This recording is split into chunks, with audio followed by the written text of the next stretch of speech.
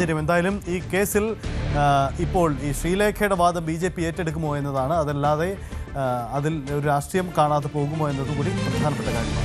എന്തായാലും ഒരു കാര്യം വ്യക്തമാണ്, ഇതിൽ നിർണായകമാവുന്നത് മറ്റു ചില ഘടകങ്ങൾ കൂടിയുണ്ട്. കാരണം കോർപ്പറേഷൻ ആണെങ്കിലും കോർപ്പറേഷൻ്റെ ഭരണം പൂർണ്ണമായും തദ്ദേശ വകുപ്പിൻ്റെ കീഴിലാണ്. നേരത്തെ ഈ CPMൻ്റെ ജില്ലാ സെക്രട്ടറിയൊക്കെ സൂചിപ്പിക്കുന്നത് പോലെ MLAമാർക്ക് ഇങ്ങനെ തദ്ദേശ സ്ഥാപനങ്ങളുടെ കീഴിൽ പ്രവർത്തിക്കാൻ, അവരുടെ കെട്ടിടങ്ങളിൽ പ്രവർത്തിക്കാൻ എന്തെങ്കിലും റൂൾസ് അനുവദിക്കുന്നുണ്ടോ, ആ റൂൾസിനെ സംബന്ധിച്ച് എന്തെങ്കിലും ഓർഡറുകൾ മുമ്പ് നൽകിയിട്ടുണ്ടോ എന്നതും പ്രധാനപ്പെട്ട കാര്യമാണ്. എന്തായാലും ഈ വിവാദത്തിൽ സംസ്ഥാന തദ്ദേശ വകുപ്പിൻ്റെ ചുമതലയുള്ള മന്ത്രി MB രാജേഷിൻ്റെ കൂടി പ്രതികരണം നമുക്ക് ലഭ്യമായിട്ടുണ്ട്. കേൾക്കാം MB രാജേഷ് ഈ വിവാദത്തിൽ എന്തു പറയും. അങ്ങേയറ്റം മര്യാദയില്ലാത്ത, ജനാധിപത്യ മര്യാദ പോയിട്ട് സാമാന്യ മര്യാദ പോലും ഇല്ലാത്ത ഒരു നടപടിയായി പോയി. പത്രത്തിലെ ഞാൻ വാർത്ത കണ്ടത് ശരിയാണെങ്കിൽ പത്രവാർത്തകളുടെ അടിസ്ഥാനത്തിലാണ് ഞാൻ പറയുന്നത്. അത് ശരിയാണെങ്കിൽ BJP ജയിച്ചപ്പോഴേക്കും അവരുടെ അസഹിഷ്ണുത, ജനാധിപത്യ വിരുദ്ധത പ്രകടിപ്പിച്ചു തുടങ്ങി. 5 വർഷം തലസ്ഥാനം ഇത് സഹിക്കേണ്ടി വരുമെന്നൊരു മുന്നറിയിപ്പ് കൂടിയാണ് അതിലുള്ളത്. യെസ്, നമ്മൾ MB രാജേഷിന്റെ വാക്കുകളാണ് കേട്ടത്. ഇപ്പോൾ വീണ്ടും പ്രശാന്ത് മാധ്യമങ്ങളെക്കാണ്, അദ്ദേഹം ഓഫീസിലെത്തിയിട്ടുണ്ട്. ഇപ്പോൾ VK പ്രശാന്ത് മാധ്യമങ്ങളെ കാണുന്നു വീണ്ടും.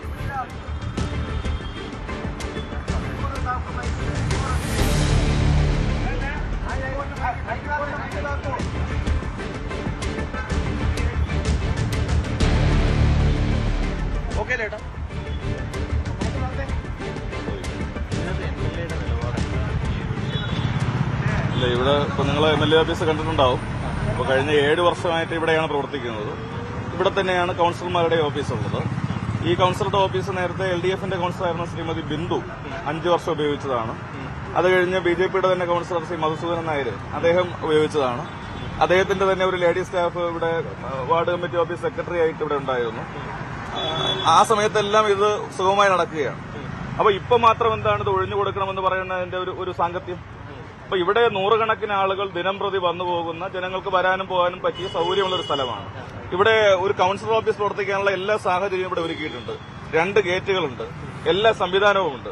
ഇവിടെ ഒരു കൌൺസിലറായി ജയിച്ച ഒരാള് എനിക്ക് ഈ സൗകര്യം പോരാ എന്ന് പറഞ്ഞ് MLAയോട് മാറാൻ പറഞ്ഞാൽ അത് മര്യാദകേടല്ലേ, ശുദ്ധ മര്യാദകേടല്ലേ അവർ കാണിക്കുന്നത്? അപ്പൊ അത് അങ്ങനെ ഒരു തിട്ടൂരം അനുവദിച്ചു കൊടുക്കാൻ ഞങ്ങൾ തയ്യാറല്ല. ഇനി നിയമപരമായിട്ടുള്ള എല്ലാ പോരാട്ടവും ഞങ്ങൾ നടത്തും. ഈ ഓഫീസ് ഞങ്ങൾക്ക് മാർച്ച് മാസം 31-ാം തീയതി വരെ നിയമപരമായിട്ടുള്ള കാലാവധിയുണ്ട്. ആ കാലാവധി കഴിഞ്ഞ് പുതുക്കുന്നതിന് ഞങ്ങൾ കോർപ്പറേഷനോട് ആവശ്യപ്പെട്ടിട്ടുണ്ട്. കോർപ്പറേഷൻ ഒഴിപ്പിക്കാനാണ് ഭാവമെങ്കിൽ ഞങ്ങൾ അതിനെ നിയമപരമായും രാഷ്ട്രീയമായും നേരിടും.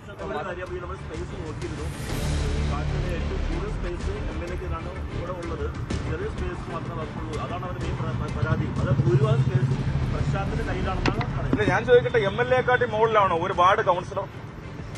ഇങ്ങനെയുള്ള സില്ലി ചോദ്യങ്ങൾക്ക് അവസരം കൊടുക്കരുതെന്നുള്ളതാണ് എനിക്ക് അവരോട് പറയാനുള്ളത്. കാരണം ഒരു നിയോജക മണ്ഡലം, ഈ തിരുവനന്തപുരം നഗരസഭയിലെ 26 കോർപ്പറേഷൻ വാർഡുകളെ പ്രതിദാനം ചെയ്യുന്ന നിയമസഭാ പ്രതിനിധിയാണ് MLA. ഒരു ചെറിയ വാർഡിന്റെ പ്രതിനിധിയായിരിക്കുന്ന ഇന്നലെ വന്ന മുൻ മേയറായിരിക്കുന്ന അല്ലെങ്കിൽ നിലവിൽ MLA ആയിരിക്കുന്ന ഒരാളെ ഈ നിലയിൽ അവഹേളിക്കുന്ന പ്രസ്താവനകൾ നടത്തുന്നത് ശരിയാണോ? അതുപോലെ അവർ പറയുന്നത് അവരുടെ അലമാരി എല്ലാം വെച്ചിരിക്കുന്നത് ടോയ്ലറ്റിന്റെ അകത്താണ്. ഇപ്പോഴും ഞങ്ങൾ പോയി കണ്ടു, ടോയ്ലറ്റിന്റെ അകത്ത്. അപ്പൊ അത്രയും പോലും സ്ഥലപരിധി ഇല്ലെന്നാണ് മുൻ കൌൺസിലർ ഉൾപ്പെടെ പറയുന്നത്. അല്ല, അവർ അലമാര കൊണ്ട് ഒന്ന് ടോയ്ലറ്റ് വെച്ച് ഞാൻ എന്ത് ചെയ്യാൻ പറ്റും? എനിക്കതിലെന്തെങ്കിലും പരിഹാരം? അലമാര വേണമെങ്കിൽ എന്റെ ആളിനെ വെച്ചിട്ട് ഞാൻ മാറ്റി വെച്ച് കൊടുക്കാം. ഇല്ല, സ്ഥലമില്ലാത്തത് കൊണ്ടാണ് പറയുന്നത്. അല്ല, എനിക്ക് തന്നെ മറുപടി ഇല്ല. കാരണം അത് അവരുടെ ഓഫീസ് നേരത്തെ ഉപയോഗിച്ചിരുന്നവര് അതിന്റെ ഒന്നും ആവശ്യമില്ലാത്തതുകൊണ്ട് അങ്ങോട്ട് കയറ്റി വെച്ചതായിരിക്കാം. അല്ലാതെ എന്തായാലും മറുപടി പറയാൻ വേണ്ടി കഴിയും. ഇപ്പൊ നേരത്തെ ഇരുന്ന കൌൺസിലർ 1-2 മണിക്കൂറായിരിക്കും അദ്ദേഹം അവിടെ ഉപയോഗിക്കുക. പിന്നെ അദ്ദേഹം പൂർണ്ണമായിട്ടും കോർപ്പറേഷനുമായി ബന്ധപ്പെട്ടാണ് നിൽക്കുക. അതിനപ്പുറത്തേക്കുള്ള എന്ത് ജോലിയാണ് ഒരു വാർഡ് കൌൺസിലർ ആയിരിക്കുന്ന ആൾക്ക് ഈ മേയറാവാത്തതിന്റെ നിരാശ ഈ നിലയിലൊക്കെ കാണിക്കേണ്ട കാര്യമുണ്ടോ? BJP അറിഞ്ഞിട്ടില്ല എന്നാണ്.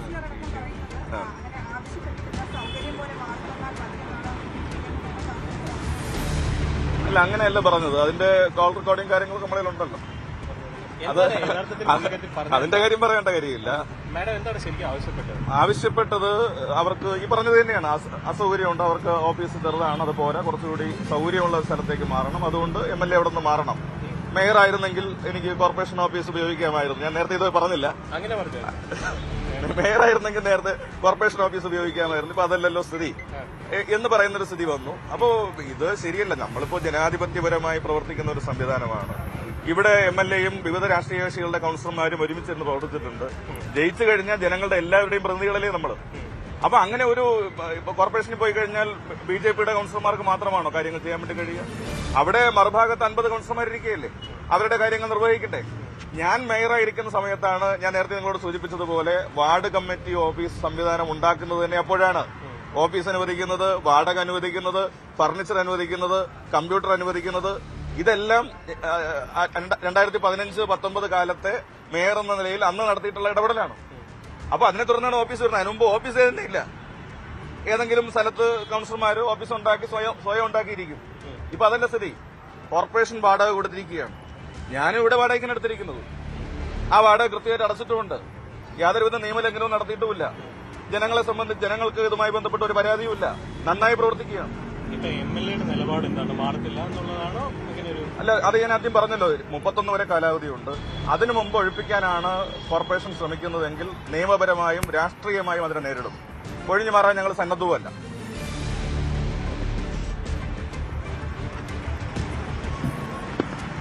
വിഷയം കൂടുതൽ ഗൗരവമാവുകയാണ്. അതിൽ പ്രശാന്ത് കൃത്യമായ രാഷ്ട്രീയമാണ് ആരോപിക്കുന്നത്. ശ്രീലേഖ കൃത്യമായി മാറിക്കൊടുക്കണമെന്ന നിലപാട് തന്നെ എടുത്തു. കൗൺസിലറും MLAയും തമ്മിലുള്ള തർക്കം കൂടിയായി ഇത് മാറുകയാണ്. കാരണം കൗൺസിലർ MLA ഓഫീസ് മാറ്റാൻ ശ്രമിക്കുമ്പോൾ അതിലെന്ത് നീതി ഇല്ലായ്മ, അതാണ് ചൂണ്ടിക്കാണിക്കപ്പെടുന്ന കാര്യം. കാരണം മേയർ സ്ഥാനം കിട്ടാത്തതിലുള്ള പരാതി അല്ലെങ്കിൽ അതിൻ്റെ ബുദ്ധിമുട്ടിപ്പോൾ അവർ ഈ തരത്തിൽ തീർക്കുന്നു എന്നതൊക്കെയാണ് അവർക്കെതിരെ ഉയരുന്ന ആക്ഷേപം. എന്തായാലും ഇതിലിനി ഈ കേസിൽ നിർണായകമാവുന്നത്, ഈ തർക്കത്തിൽ നിർണായകമാവുന്നത് BJP ഈ തർക്കത്തിൽ ഏറ്റെടുക്കുമോ, അവർ ഇടപെടുമോ എന്ന ചോദ്യമാണ് BJP നേതൃത്വം. അതിനപ്പുറം ശ്രീലേഖയുടെ മാത്രം ഒരാവശ്യമായി ഇത് ഒതുക്കപ്പെടുമോ എന്ന പ്രധാനപ്പെട്ട കാര്യമാണ്. ഇത് BJP ഏറ്റെടുത്താൽ ഈ തർക്കത്തിൻ്റെ വ്യാപ്തി വളരെ വലുതാണ്. കാരണം അത് വലിയ തർക്കത്തിലേക്ക് നീങ്ങുമ്പോൾ അതൊരു തുടക്കമായിരിക്കും. തിരുവനന്തപുരം നഗരത്തിൽ കോർപ്പറേഷനും സർക്കാരും തമ്മിലുള്ള ഏറ്റുമുട്ടലിന് വഴിവെക്കും എന്നതുകൂടിയാണ് ഇതിൽ സൂചിപ്പിക്കപ്പെടുന്നത്. അങ്ങനെയെങ്കിൽ ഇതിനെ മുൻനിർത്തിയുള്ള രാഷ്ട്രീയ നീക്കമുണ്ടാകും. ആ രാഷ്ട്രീയ നീക്കത്തിൻ്റെ സാഹചര്യമാണ് നമ്മൾ നേരത്തെ സൂചിപ്പിച്ചത്. അത് വരാനിരിക്കുന്ന നിയമസഭാ തെരഞ്ഞെടുപ്പിലെ വട്ടിയൂർക്കാവിലെ ഒരു നീക്കം കൂടിയാണ്. ഒരുപക്ഷേ ഈ നീക്കത്തിൽ അങ്ങനെ ഒരു സാധ്യത CPM മുന്നിൽ കണ്ടിട്ടുണ്ട്. അതാണ് ഈ MLA അടക്കമുള്ളവരുടെ വാക്കുകളിലെ പ്രകടനം. തുടക്കത്തിൽ ശ്രദ്ധിക്കുക, രാവിലെ പറഞ്ഞതുപോലെയല്ല MLA VK പ്രശാന്ത് ഇപ്പോൾ നിലപാട് ഒന്നുകൂടി ശക്തമാക്കുകയാണ്. രാഷ്ട്രീയപരമായും ഞങ്ങൾ നേരിടും, എന്തായാലും ഒഴിഞ്ഞു കൊടുക്കില്ല. ഈ നിലപാടുകൾ ഒന്നുകൂടെ ശക്തിപ്പെടുത്തുകയാണ്. അതൊരു തീരുമാനത്തിൻ്റെ ഭാഗം കൂടിയാവാം. അങ്ങനെയെങ്കിൽ ഈ തർക്കത്തിൽ ശ്രീലേഖയ്ക്കൊപ്പം BJP കൂടി ചേർന്നാൽ ഇതിൽ വിഷയം കൂടുതൽ ഗൗരവമാകും എന്നതാണ് സാഹചര്യം. ശ്രീലേഖയുടെ പ്രതികരണമാണ് നമുക്കിനി അറിയേണ്ടത്.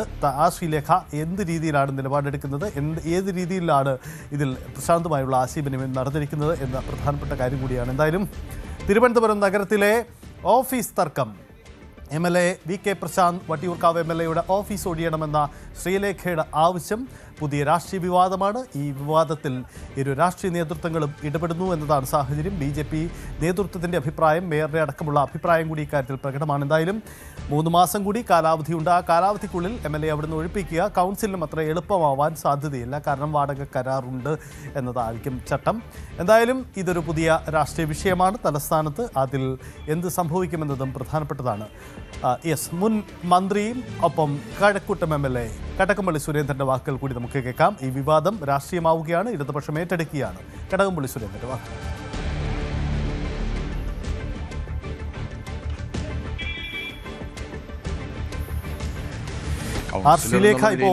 രംഗപ്രവേശം ഗംഭീരായി. ഔദ്യോഗിക ജീവിതത്തിൽ ഉടനീളം അവർ പുലർത്തിയിരുന്ന തികഞ്ഞ മനുഷ്യവിരുദ്ധ ജനവിരുദ്ധമായിട്ടുള്ള നിലപാടിൻ്റെ ഒരു തുടർച്ചയായിട്ട് മാത്രം ഇതിനെ കണ്ടാൽ മതി. ശാസ്തമംഗലത്തെ ജനങ്ങൾക്ക് തെറ്റുപറ്റിയെന്ന് ഇപ്പം തന്നെ ശാസ്തമംഗലത്തുകാർക്ക് ബോധ്യപ്പെട്ടിട്ടുണ്ടാകും. കഴിയുന്നത്ര വേഗതയിൽ തന്നെ അവരാ തെറ്റ് തിരുത്തുമെന്ന